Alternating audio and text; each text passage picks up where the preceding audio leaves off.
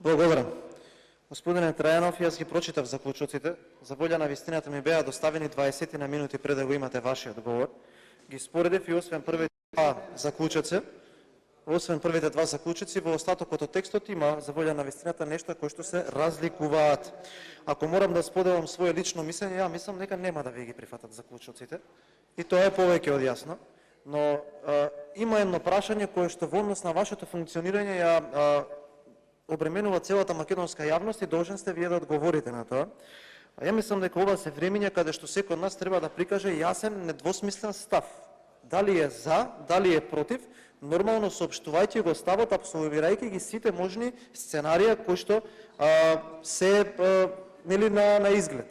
Не можете да играте вие слалом, прифаќам, не прифаќам, договорот е добар или договорот не е добар, во услови кога знаете дека потребни се само 41 пратеник да ги усвојат и така овие заклучоци кои што немаат никаква врска со собранието.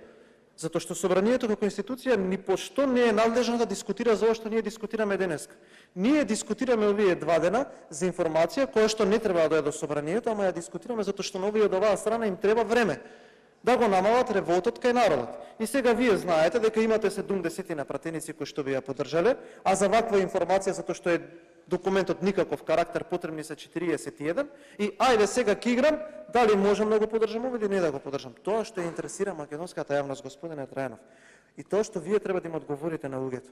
Откако нема да ви бидат прифатени заклучоците од мнозинството каде што вие сте член, што после? Дали ќе продолжите да бидете дел од тоа мнозинство? Дали ќе им давате поддршка на одлуките на оваа влада која и после ова предавство ќе остане барем уште неколку недели на функција?